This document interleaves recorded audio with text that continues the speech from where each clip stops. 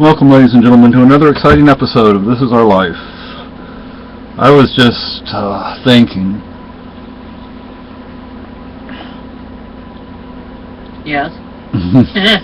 A deep thought. It's a deep thought. It's a long way from where I come from. 49 years ago today, I was born in Cadiz, Spain. Cadiz, España. Think about how the world has changed. Think about how Spain has changed. In my day, we were all poor. People disappeared. The Guardia Civil shot people in the streets. You didn't dare speak your mind because you didn't know who was really your friend and who wasn't. Very 1984-ish. Very scary back in those days. And now you look at Spain today and it's very different. Franco is long dead. And the distance, the physical distance. I mean, think about the physical distance between Cadiz, España and Troy, New Cary. That's like halfway across the world. The thing is, I mean, you think about it, I've lived in a lot of places. I've lived on 3 different continents and more countries than that, and visited even more.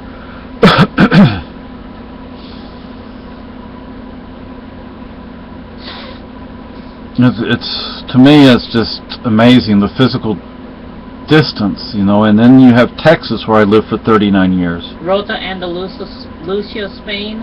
Andalusia. Andalusia? Yeah, Andalusia is like the region. Hey. Right? Mm-hmm. And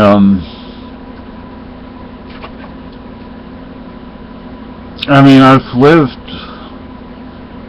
mean, if you could only imagine the physical distance from Cadiz, España, to Okinawa, to Tejas, or Texas, to New Cary.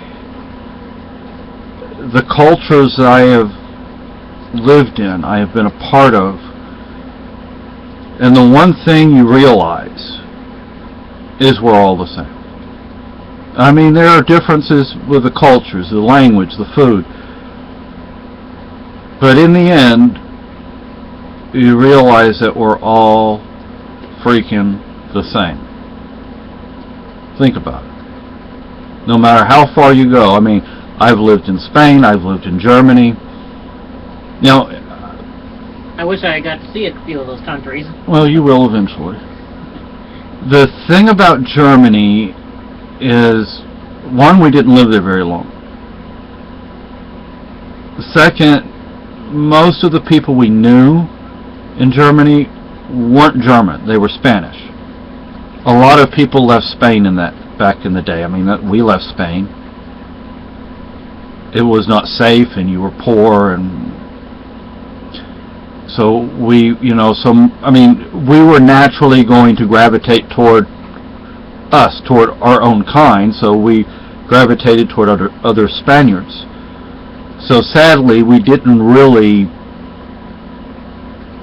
know Germany. I mean, my best friend, his parents were from Yugoslavia, so they weren't German. Now, they had lived in Germany for a very long time. Well, at that point, it wasn't that long. It was only like 20-25 years since the war, which is nothing. And Steffi's father had been a German soldier. Physically, in miles, it's 3,439 miles. From Spain to here? From here to Spain. Okay. To Rota. How many miles again? 3,439. 3,439 miles. East. Now, if you go to Cadiz, it's actually a little further. That's as the crow flies, calculated. Yeah. And, but now Steffi I would consider Steffi to essentially have been German, and his siblings to have been German, because they were all born in Germany. But see, Frau Braun, she never spoke German. She always spoke Serbo-Croatian. No. Yeah, She she spoke never Serbian. learned. Yeah, they were Yugoslavian. Yugoslavian. But and now Herr Braun, he spoke like 5 languages. He was like a lot of Europeans, you know, multilingual. My dad was the same way. I don't know about my grandparents, because my dad's parents were also from Europe, and I'm from Europe. But today I only speak 1 language.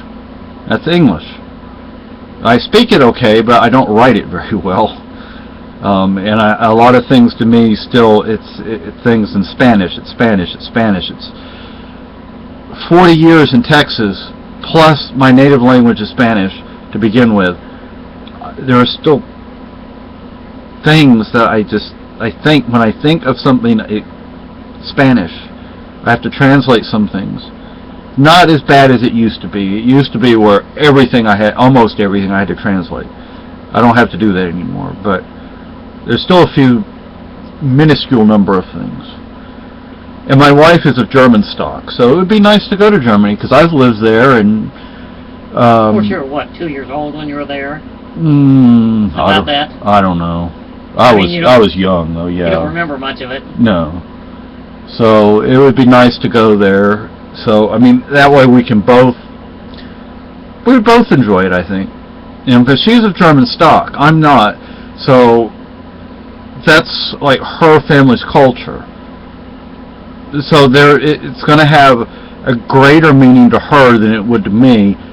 For me, it would be like going back and visiting where I've lived. But I don't have the connection that she would have to the culture. You know, my culture would be Spanish and Irish. So, I mean, I would like to take both of us to Europe. I mean, and not just Ireland, not just Spain, not just Germany, but to actually go. You know, like what I would like to do is take a ship over to Ireland, hang out there for a while, take the ferry over either to France or to Spain. There used to be a ferry from Dublin to Galicia. It's in northwestern Spain. I don't know if it's still there. It'd be nice to see Paris. I'd like to see Paris. My parents, when we left Spain and we moved to Germany, they did not go to Paris, but we drove through, and when we went to the Little Five. Well, we didn't go to all the Little Five because we didn't go to San Marino or Vatican, which are both in Italy.